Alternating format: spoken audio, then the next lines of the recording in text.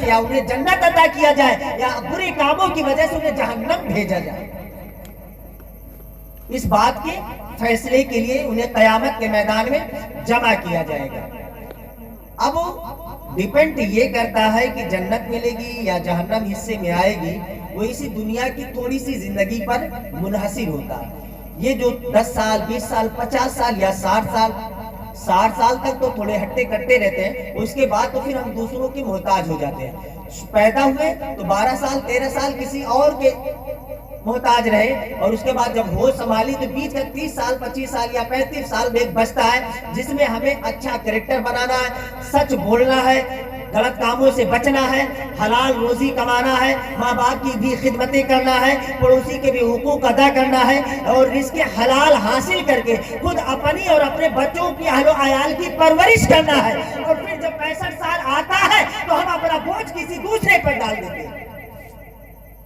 یعنی کل کتنا ملتا ہے؟ 30 سال. اگر 60 سال 65 سال کی زندگی ملی تو 20 سال 30 سال کے چھوٹی سی زندگی، اسی میں ہمیں سب کچھ کرنا ہے. پڑوسی کو بھی راضی رکھنا ہے اور ماں باپ کی بھی خدمت کرنا ہے، اپنے بھائیوں کے بھی حق کو ادا کرنا ہے. آپ دیکھیں 15 سال 20 سال تک 15 سال تک ہم بھائی بھائی کس طرح سے مل کے رہتے ہیں، بے پناہ محبتیں ہوتی ہیں ہمارے درمیان میں. لیکن جیسے ہی ہم 15 سال سے تجاوز کرتے ہیں تو پھر خلجان آنا شروع ہوتا ہے. اچھا 65 سال پہنچنے کے بعد پھر معاملات کیا ہوتے ہیں؟ ہاتھ پیر جب ڈھیلا ہو جاتا ہے، دماغ بھی کام کرنا کم ہو جاتا ہے، تو اگر بھائی سے کبھی ملے نہیں ہوتے نا، کافی دن گزر جاتا ہے تو دل میں خیال آتا ہے کہ بھائی آتا تو تھوڑی دیر بیٹھ کے بات کرتا ہے یا بھائی سے ملنا چاہیے. دل میں ایک سوچ آتی ہے. ذرا سوچو ان وقتوں میں جبکہ تمہارے پاس طاقت بھی تھی، تمہارے پاس دولت کا بھی افراط رہا، تمہارے پاس اپنی پروار کی بھی طاقت تھی، تمہارے پاس گلے کی بھی پروانی تھی، اچھے دن تھے تمہارے اچھے خوشحال دن تھے. اگر ان دنوں میں تم اپنے بھائی کا خیال رکھتے تو بڑھاپے میں یقیناً یہ سوچ تو بالکل نہ آتی. اور اگر یہ دنیاوی زندگی میں یہ کشمکش یہ رش ہے، آخرت میں کیا ہوگا انشاءاللہ ہم چند الفاظوں میں اسے رکھیں گے. ابھی عرض یہ کرنا ہے، اللہ نے کہا یوم نحشر المتقین الی الرحمن وفدا. قیامت کے دن اللہ اچھے لوگوں کو مہمان بنا کے بلائے گا. اب اچھے لوگ ہیں کون؟ جو کوئی صرف اپنے والدین کی خدمت کرے، کیا وہ اچھا ہے فقط؟ یا جو صرف نماز ہی پڑھتا ہے وہ اچھا ہے؟ یا پھر وہ بندہ جو نہ نماز پڑھتا ہے نہ ماں باپ کی خدمت کرتا ہے لیکن وہ جھوٹ کبھی نہیں بولتا، کیا وہ اچھا ہے؟ آپ کہیں گے مولانا صاحب اچھا اسے کہا جاتا ہے جو نماز بھی پڑھے، نماز کے ساتھ ماں باپ کی خدمت بھی کرے، بھائی کے حق حقوق کو بھی ادا کرے، پڑوسی کے بھی حق حقوق کو ادا کرے، اور جب بات کرے تو صحیح بولے، سچ بولے، جھوٹ نہ بولے، غیبت نہ کرے، چغلخوری نہ کرے، جلن نہ رکھے، اور حسد سے اپنے سینے کو پاک رکھے، ہر طریقے کے لہو و لعاب سے متنزہ رہے، پاک صاف ستھرا رہے. ایسے بندے کو اچھا بندہ کہا جاتا ہے، ایسے ہی آدمی کو متقی کہا جائے گا. تو ہم دور حاضر کو ذرا سے دیکھیں، آج کے اپنی روزمرہ زندگی جو ہے ہماری، ہم اسے ذرا سے جائزہ لیں اور اندازہ لگائیں کہ اللہ تعالی ہمارے ساتھ معاملات کیا اپنائے گا. آج ہم دنیا میں ہیں، زیادہ دن نہیں رہیں گے. ہم سے پہلے ہمارے باپ دادا آئے چلے گئے، ان سے پہلے بھی لوگ آئے، بڑے بڑے طاقتور لوگ آئے جن کے پاس حویلیاں تھیں اور سینکڑوں بیگھا کے وہ مالک رہا کرتے تھے. آج ہمارے پاس سینکڑوں بسہ بھی نہیں ہے، سینکڑوں بسہ تو دور کی چھوڑو، بہت سارے لوگ ہیں 10 بسے کی بھی مالک نہیں ہے. ان کے پاس حویلیاں تھیں، ہمارے پاس 2 کوٹھری کا گھر ہے. بڑا فرق ہے، بڑا فرق ہے. وہ تو لہیم و شہیم رہا کرتے تھے، ان کے بڈھے بھی جوانوں کی طرح طاقت رکھتے تھے. آج کا جوان بڈھوں سے بھی زیادہ کمزور ہے. تبدیلیاں آ گئی ہیں، چینجنگ ہے آب و ہوا میں بھی، انسان کی سوچ میں بھی. اندازہ لگے عزیز ساتھیوں، محترم احبہ، قیامت کے دن اللہ تعالی اچھے لوگوں کو مہمان بنا کے بلائے گا، اور جو غلط لوگ ہوں گے ان کے ساتھ کیا ہوگا؟ فرماتا ہے وَنُسُقُ الْمُجْرِمِينَ الى جہنم وردا. اور گندے لوگ جو مجرم ہیں، غیر پرہیزگار لوگ، مجرموں کو اللہ پیاسا ہی جہنم کی طرف ہاکے گا، پیاسا جہنم کی طرف ہاکے گا.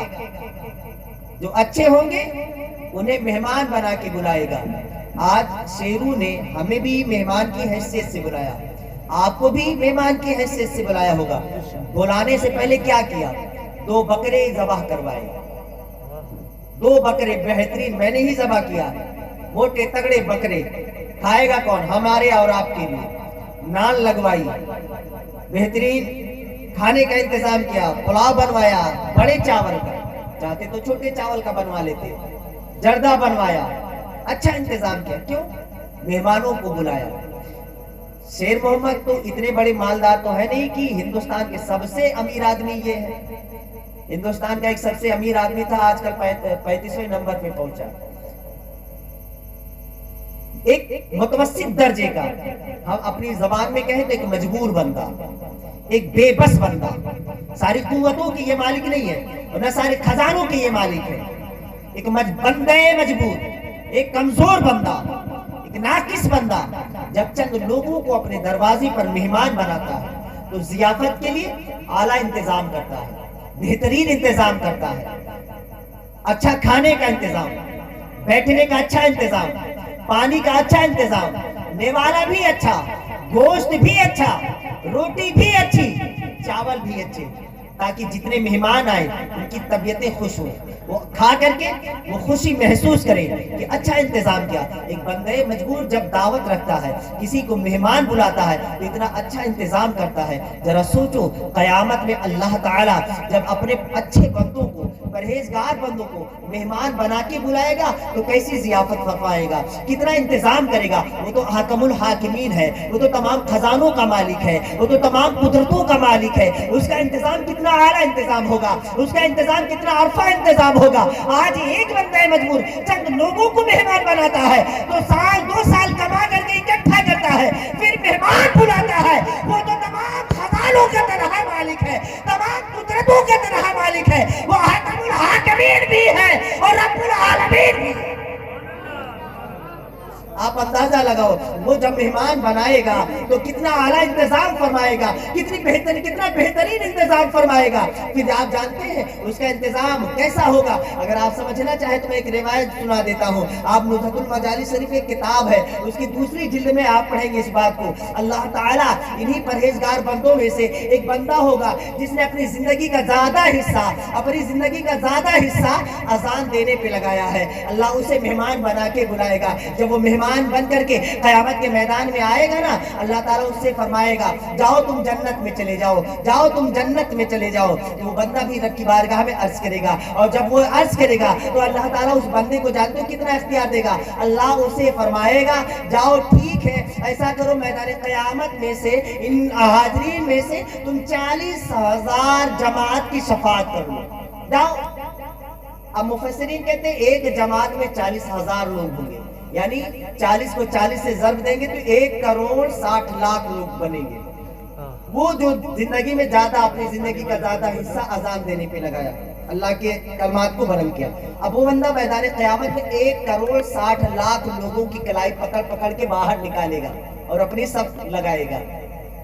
1,60,00,000 وہ ایک بندہ جو مہمان بنا کے بلایا گیا، اچھے اعمال کی وجہ سے، اچھے کریکٹر کی وجہ سے، اچھے کردار کی وجہ سے، جو نماز بھی پڑھتا تھا اور اسلام کے ارکان کے ساتھ ساتھ حقوق والدین، حقوق پڑوس، تمام حقوق نفس، حقوق العباد، تمام حقوق کو وہ ادا کرتا ہوا دنیا سے گیا۔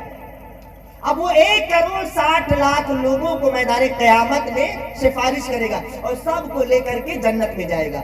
اب جو جنت میں وہ پہنچے گا نا، جس جنت میں وہ جائے گا، مفسرین کہتے ہیں اس بڑی سی جنت ہوگی، اس میں ایک بڑا سا محل ہوگا، اس محل میں ایک بڑا سے روم ہوگا، بہت بڑا روم ہوگا، اس میں کرسیاں لگیں گی، 1,60,00,000 سارے لوگ کرسیوں پہ بیٹھیں گے، پھر ان کے لیے دسترخوان لگے گا۔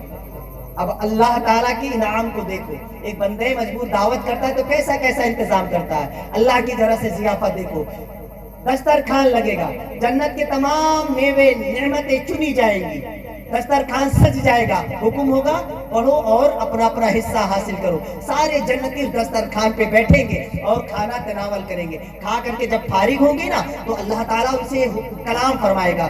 کلام کیا ہوگا؟ اللہ فرمائے گا اے جنتیوں یہ بتاؤ جنت پا کر کے تمہیں خوشی حاصل ہوئی یا نہ ہوئی؟